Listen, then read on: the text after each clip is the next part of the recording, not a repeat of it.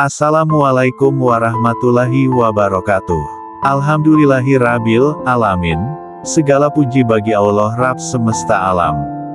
Sholawat dan salam semoga senantiasa tercurah kepada junjungan kita Nabi Muhammad, keluarga beliau, sahabat beliau, dan kita semua yang istiqomah mengikuti sunnahnya hingga akhir zaman. Sahabat relung jiwa yang dirahmati Allah, hari ini kita akan membahas sebuah tema penting yang sangat dekat dengan kehidupan kita, yaitu penyebab rezeki seret yang sering tidak disadari. Semoga Allah menjadikan pembahasan ini sebagai pengingat sekaligus pembuka pintu keberkahan untuk kita semua. Pernahkah kita merasa sudah bekerja keras, tapi rezeki terasa sempit? Pernahkah kita melihat ada orang yang sederhana usahanya, namun hidupnya penuh keberkahan? Sahabat sekalian, ketahuilah bahwa rezeki bukan hanya hasil kerja keras semata. Rezeki adalah pemberian Allah. Ada kalanya rezeki menjadi seret karena ada penghalang yang kita lakukan sendiri, tanpa kita sadari.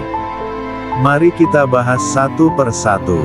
1. Melalaikan salat dan ibadah wajib. Salat adalah tiang agama dan penentu keberkahan hidup. Allah berfirman, lebih besar dari, dirikanlah salat. Sesungguhnya salat itu mencegah dari perbuatan keji dan munkar.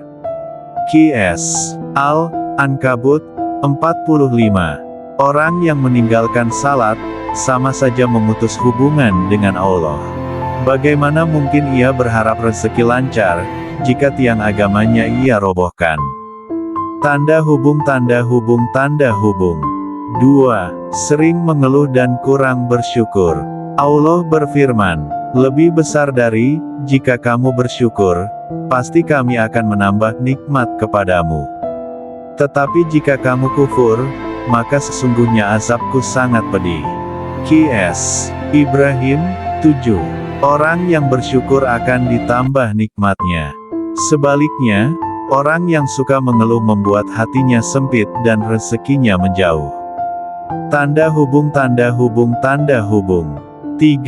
Memutus silaturahmi. Rasulullah bersabda, lebih besar dari, barang siapa yang ingin dilapangkan rezekinya dan dipanjangkan umurnya, maka hendaklah ia menyambung silaturahmi. Hari, Bukhari dan Muslim. Putus silaturahmi bukan hanya dosa, tapi juga bisa menutup pintu rezeki. Tanda hubung. 4. Mencari harta dari jalan haram.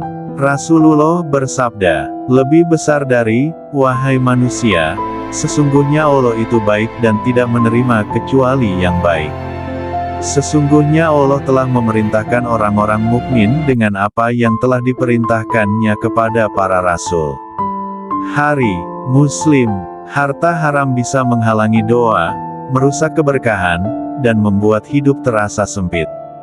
Tanda hubung. 5. Malas dan menunda-nunda. Allah berfirman, lebih besar dari, dan bahwa manusia hanya memperoleh apa yang telah diusahakannya. Qs. An-Najm 39.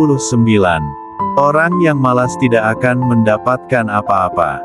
Sementara orang yang rajin dan bersungguh-sungguh akan Allah bukakan jalan rezekinya. Tanda hubung. 6. Iri, dengki, dan hati yang kotor.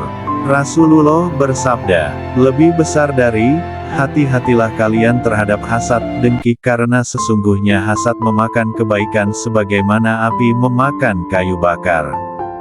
Hari, Abu Daud. Iri hati membuat hidup gelap dan rezeki sempit.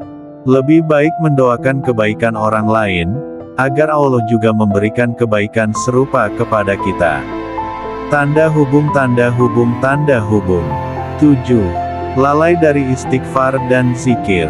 Allah berfirman melalui lisan Nabi Nuh, alaihi salam. Lebih besar dari, maka aku katakan kepada mereka, mohonlah ampunan kepada Tuhanmu, sesungguhnya Dia Maha Pengampun. Niscaya Dia akan menurunkan hujan lebat atasmu, memperbanyak harta dan anak-anakmu, dan menjadikan kebun-kebun serta sungai-sungai untukmu. Qs.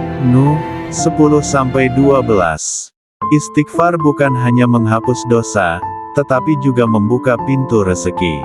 Sahabat relung jiwa yang dirahmati Allah, ada sebuah kisah tentang seorang pedagang sederhana.